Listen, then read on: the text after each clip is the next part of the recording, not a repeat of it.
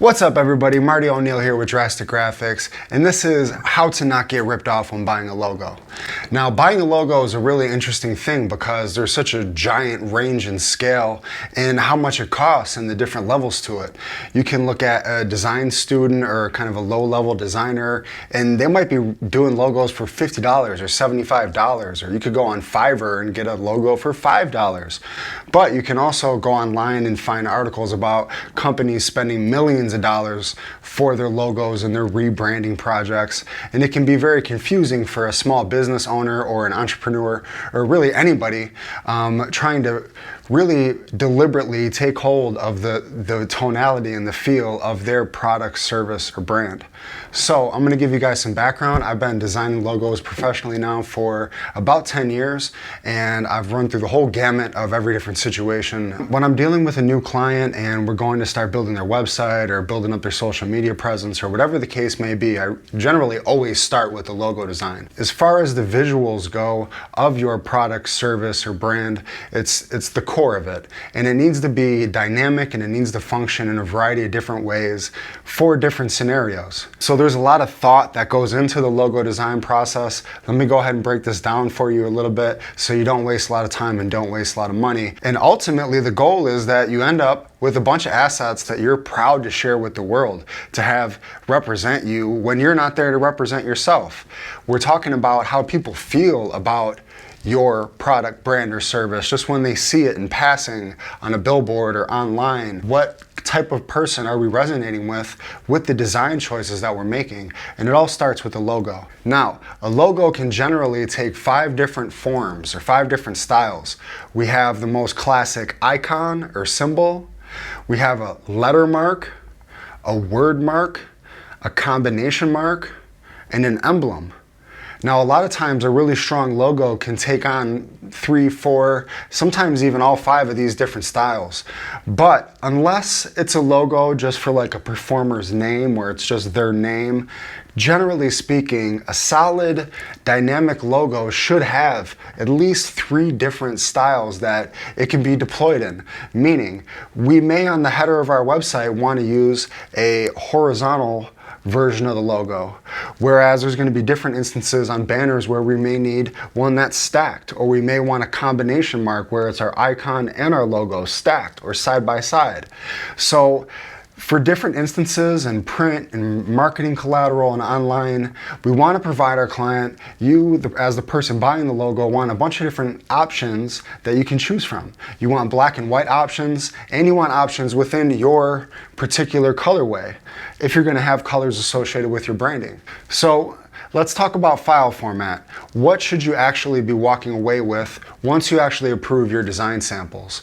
Now, in terms of what a logo designer is actually going to provide you, it can kind of range, but here's what you're going to need. You're going to need vector files.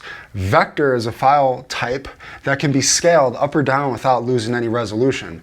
It's not comprised of pixels, so when you zoom in on it in an application like Illustrator, Adobe Illustrator, it stays clean. Everything stays proportional and smooth. You zoom way out, and this is how you can have a logo that can be put up on a billboard or a side of a building and have it still look really crisp, versus if you were to try to do that with a photo, it would get all blown up and pixely and distorted. You're going to need vector files for your print issues, and you're going to need web files for your purposes on your website and on social media.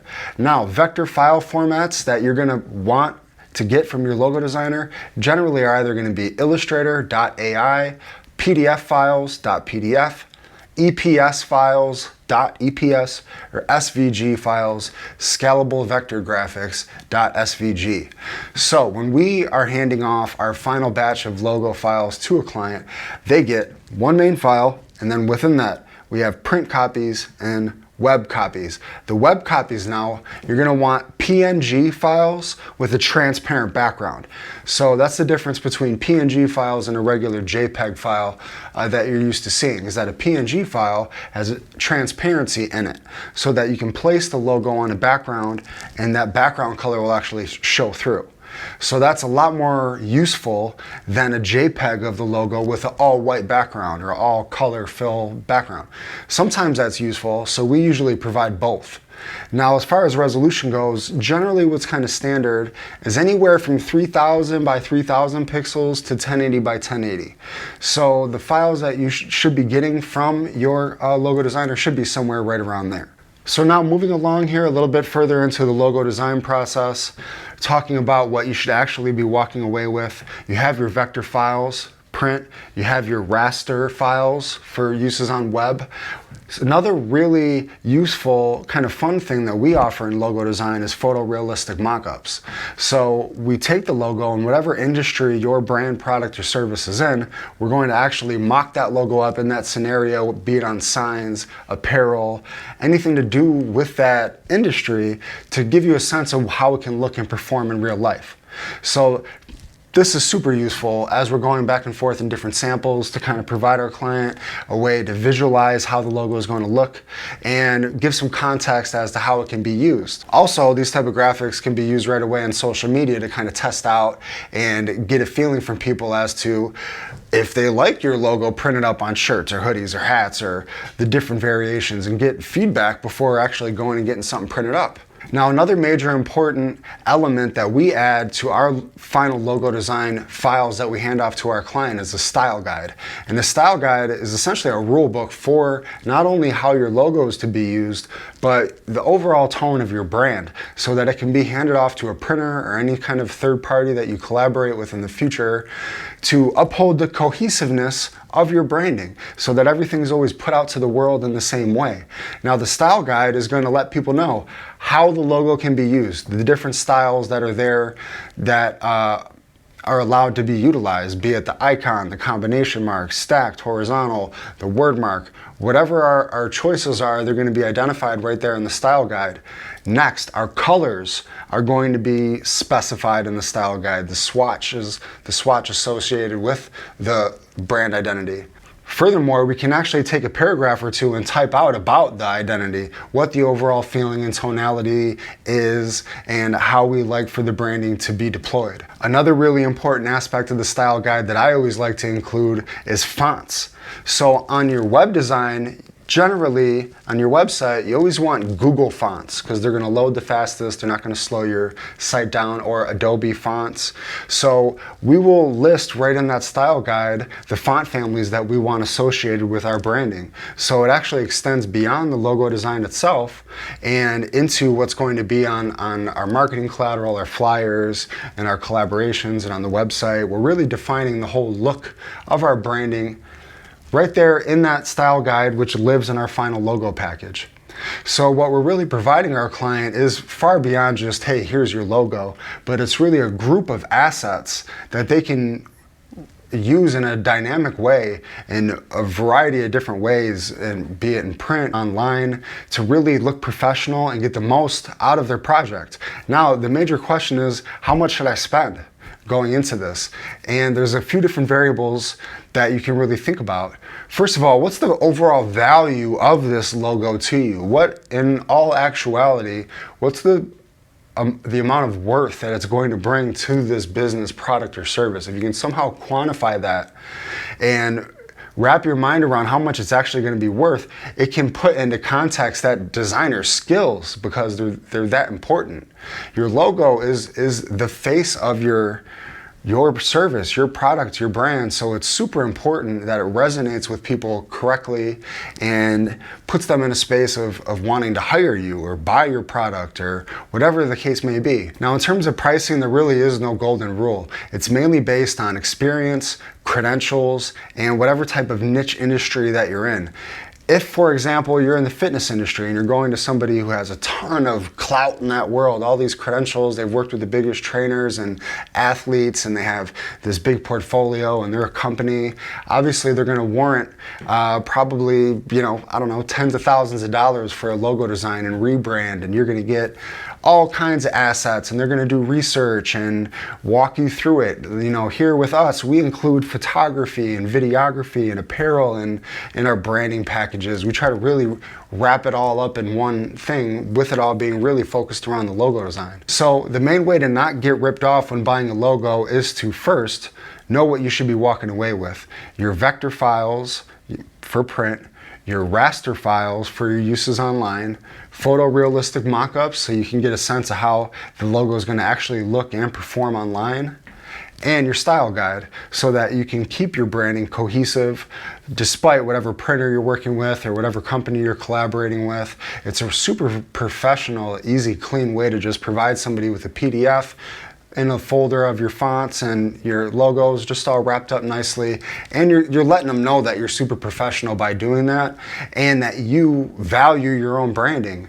So to me, every time we hand off a logo file like that, I know that we're arming that person with everything that we could in that scenario for them to go out and push forward with their brand. The rules that we establish in that style guide and in the logo design process, we then implement on the website and on their social media thumbnails and on their apparel so that it's cohesive and that we're not reinventing the wheel every time that we go to start a new project for them. The colors, the fonts, the overall tonality and the style is all determined in the logo design process and then defined in that style guide. That increases professionalism, that increases efficiency, and that increases an overall cohesive look across the board. So for instance, looking at the XPAND logo that we developed here for one of our clients, this is a really strong logo in my opinion. It's black and white to start off with, which every logo should really be able to function as just positive, negative space, black and white, stamp, inverted. You know, you can see here that this logo achieves that. It's symmetrical. It represents expansion inward and outward with the arrows that are created within the negative space of the X, and also the ones that we put kind of pointing outwards.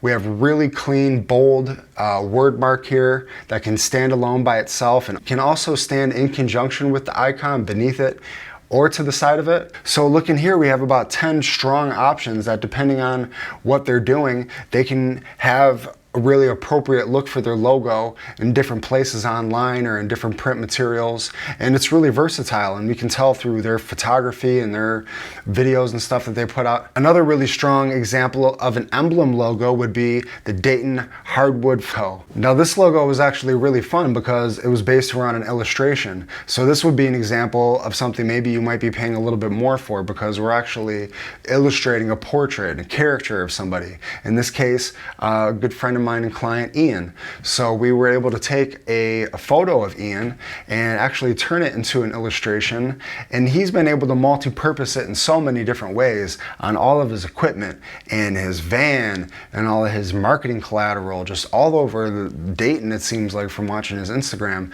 But we also created a corresponding version of the word mark that works in conjunction by itself and with the illustration. So Ian has just done a really great job, and I feel like personally he's innovating in the whole area of hardwood flooring online by putting his brand out there and making it really vibrant and bold and loud. And when he drives by, everybody's aware of that Dayton hardwood flooring code driving by.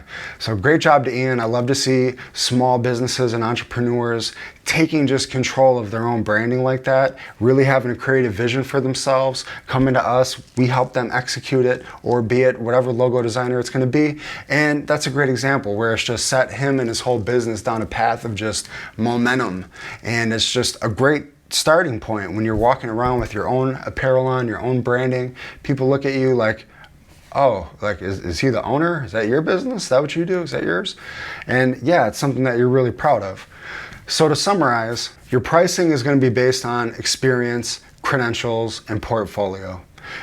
You can find crazy stories online of, you know, the Nike logo was $35 or the such and such logo was this and that. There's going to be all kinds of crazy instances, and it's really a case-by-case scenario in terms of the company or the designer that you're working with, their particular credentials, if they have specialized credentials in your industry or not.